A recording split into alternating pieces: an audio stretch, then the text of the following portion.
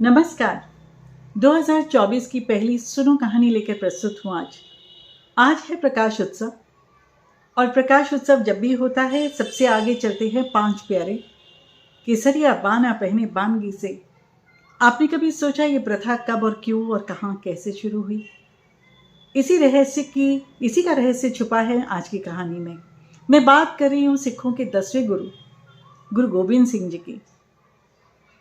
ले चल रही हूँ आपको 1675 में।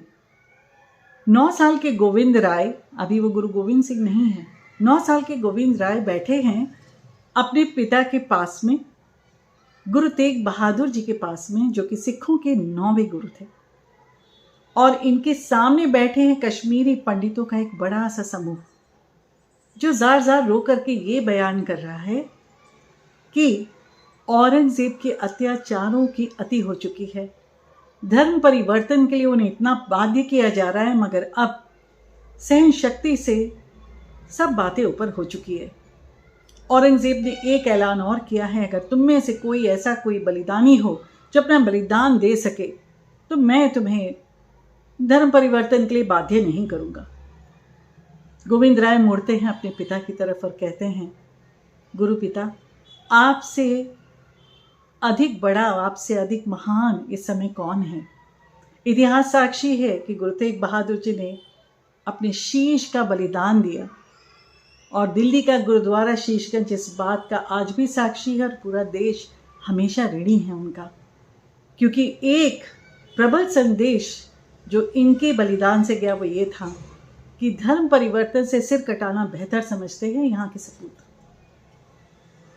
1699 जब उनको गद्दी मिल गई थी तो वो 10 साल के ही थे। 1699 में, दैट इज 1699, वैसाखी के दिन उद्घोष करते हैं और अपने सिखों को बोलते हैं कि सब जमा होंगे आनंदपुर में, और सब सिख जाते हैं कि अपने गुरु की बात सुने।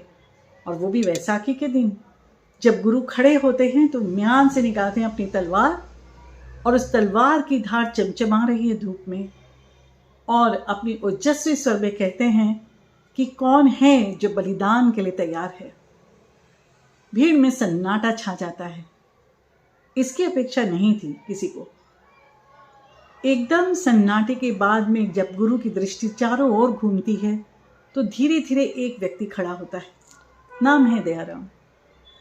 और गुरु उसे लेकर के चले जाते हैं तंबू में, और कुछ देर के बाद जब लौटते हैं तो तलवार से टपक रहा है खून। गुरु का प्रश्न फिर दोहराते हैं अपना प्रश्न, कौन है जो बलिदान देने के लिए तैयार है? आज का समय बलिदान मांगता है। और एक एक करके धर्मदास, फिर मोहकम दास और हिम्मत और फिर साहिब चंद खड़े होते हैं, और इनको एक एक करके उसी तंबू में ले जाते हैं गोविंद राय। और वहाँ जो भी होता है, बाहर भीड़ को कुछ नहीं पता, मगर जितनी बार वो लौटते हैं तो वो लौटते हैं उसी खून से रंगी तलवार को लेकर के। जब 5वां व्यक्ति यानी साहिब चंद, जिसको वो लेकर के अंदर गए और फिर बाहर आते हैं, तो 5 व्यक्तियों को सही सलामत केसरिया बाना पहनाए और उनके हाथों में कृपाण दिए बाहर लेकर आते हैं। भीड़ देख करके हैरान है कि वो क्या सोच रहे थे कि उनके गुरु एक एक करके इन सब सिखों का बलिदान ले रहे हैं, मगर वो तो सब सही है, और यही कहलाते हैं 5 प्यारे। गुरु साहब उस समय मंगाते हैं चीनी और पानी का मिला हुआ कढ़ाई में एक, अपने खंजर से घुलाते हुए उसको अमृत का नाम देते हैं, और अमृत छकाते हैं अपने 5 प्यारों को, और खुद भी छकते हैं, और तब कहलाते हैं गुरु गोविंद सिंह।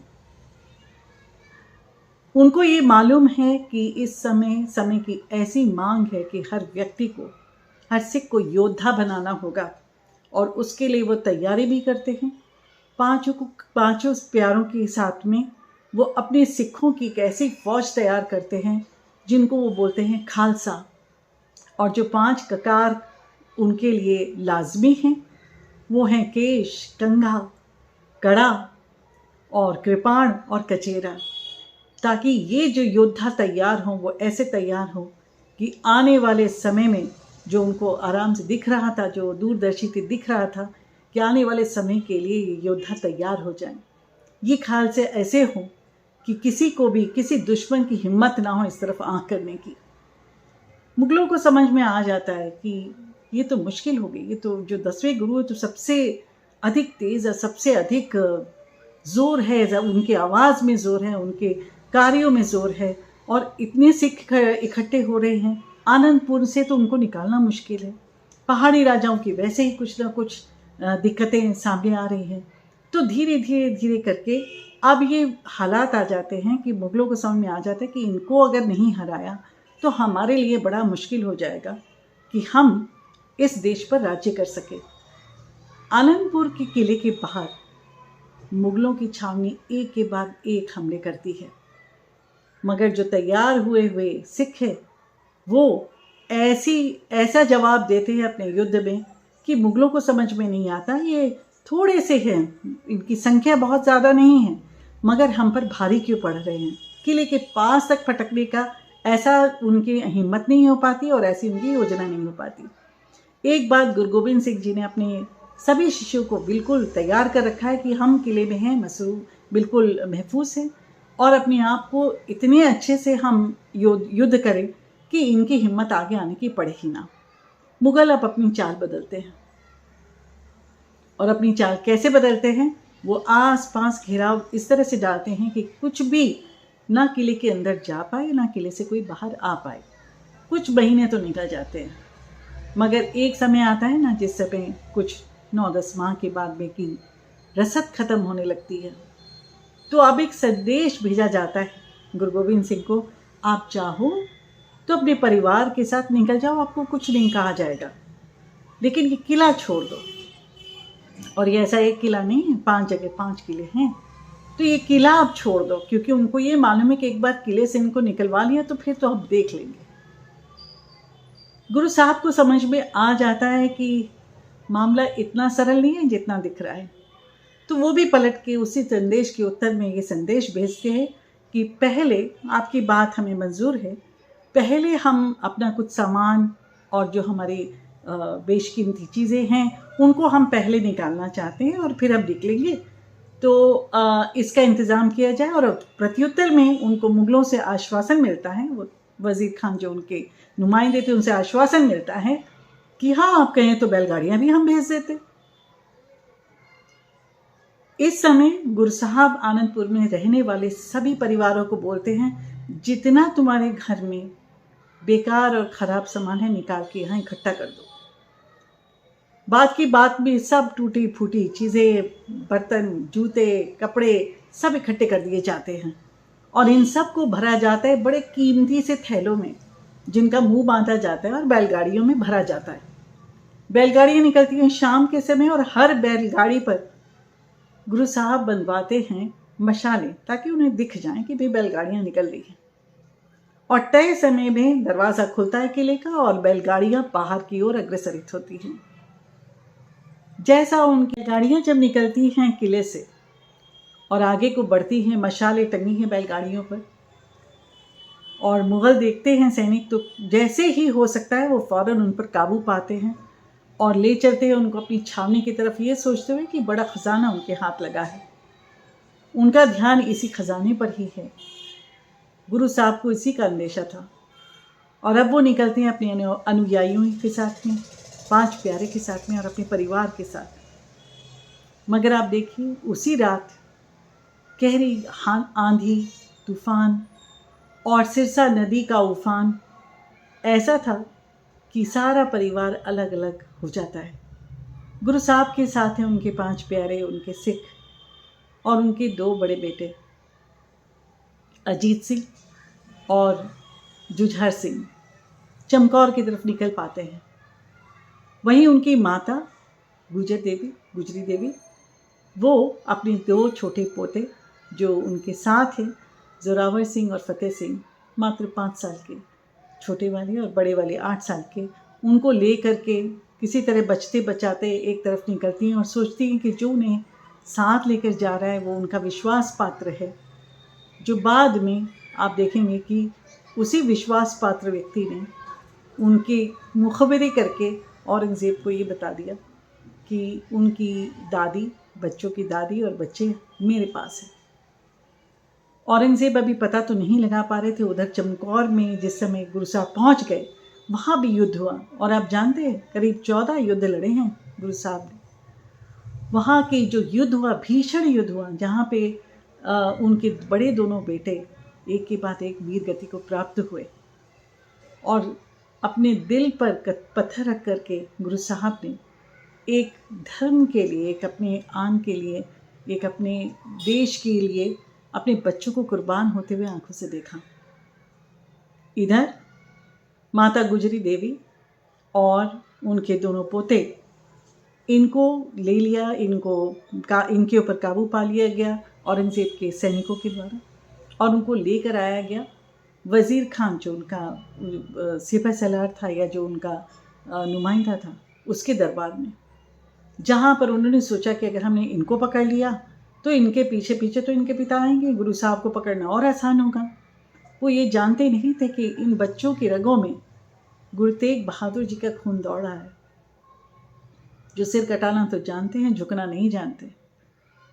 पहली बार तो उनसे बड़े प्यार से बात की गई, कुछ नहीं हुआ। अगली बार अगले दिन उनसे ये कहा गया कि तुम इस्लाम कबूल लो और अगर कबूल लेते हो तो तुम जा सकते हो, क्योंकि इससे बड़ी फतेह क्या होगी उनके लिए कि गुरु साहब के अपने बच्चों को उन्होंने इस्लाम धर्म कबूल करने पर बाध्य कर दिया। लेकिन वो बच्चे भी तो गुरु गोविंद सिंह के बच्चे थे। उन्होंने वही जवाब दिया जो उनके बच्चे दे सकते थे कि कुछ भी हो जाए, हम ये अपने धर्म को छोड़ेंगे नहीं, हम इस्लाम धर्म कबूल नहीं करेंगे।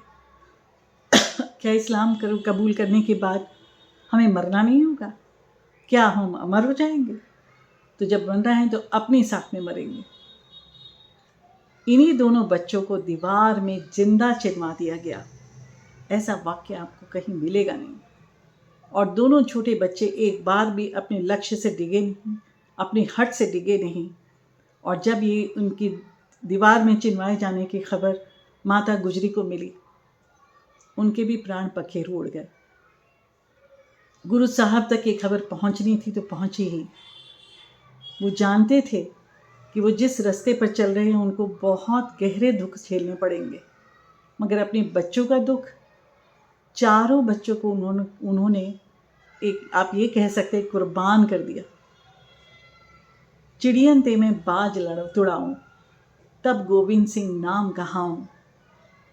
आप सोच सकते हैं कि एक ऐसा गुरु जो कवि भी था, जो दार्शनिक भी था, जो योद्धा भी था, और इन्हीं सब के बीच में उन्होंने दशम ग्रंथ की रचना भी की, जिसमें उनका लेख आज एक ओंकार सतनाम के नाम से सभी पढ़ते हैं। वो मन को ऐसा आह्लादित कर जाता है कि सोच भी नहीं सकते आप। और मैंने जो उनके बारे में पढ़ा, वो ये पढ़ा कि उनके तीरों की नोक सोने की हुआ करती थी, इसलिए कि जो उनके तीर से मर रहे हैं उनके परिवार का गुजर बसर उस सोने को बेच करके हो सके।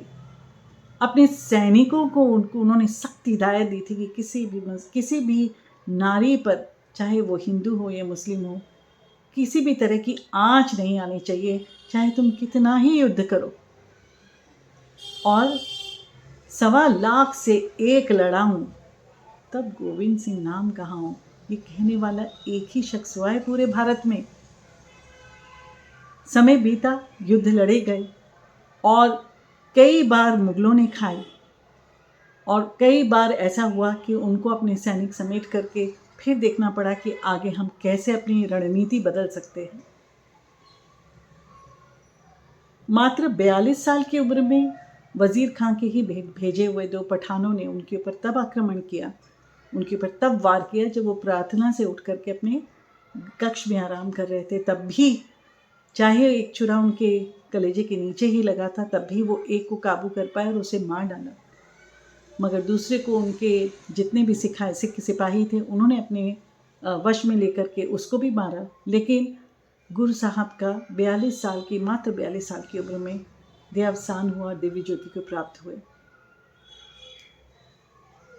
उससे पहले ही वो ये जानते थे कि ये 10वां गुरु गद्दी मेरे पास है। उन्होंने अपने भक्तों को, अपने अनुयायियों को ये ऐलान कर दिया था कि अब से तुम्हारा गुरु ये ग्रंथ है, तभी उसको गुरु ग्रंथ साहब कहा जाता है। और इसमें 10 गुरुओं की रचनाएं हैं और आप देखेंगे अधिकांश भाग गुरु गोविंद सिंह द्वारा रचा गया है। यही गुरु अब आगे से गुरु होगा और कोई सजीव या सशरीर गुरु नहीं होगा, ऐसा उन्होंने ही तय किया। और आज तक उनकी बात पर हमेशा सभी से पूछा जाते हैं। गुरु गोविंद सिंह की कहानी को सुनकर के आपको शायद रोमांच हुआ कि नहीं, मगर जितना मैंने पढ़ा मुझे ये मालूम है हमारे युवकों तक, हमारे बच्चों तक ये कहानी ज़रूर पहुंचनी चाहिए। हमें मालूम होना चाहिए कि हमारे लिए कितने लोगों ने क्या क्या कष्ट उठाए हैं, और हमें ये भी ज्ञात होना चाहिए कि इस ऋण को उतार हम तभी सकते हैं जब उनकी कहे हुए बातों पर चलें, उनकी कही हुई शिक्षा को मानें। आप सबके लिए हृदय से आभार, और चाहूँगी कि आप इस संदेश को अपने घर के सभी व्यक्तियों तक पहुँचाएं। धन्यवाद।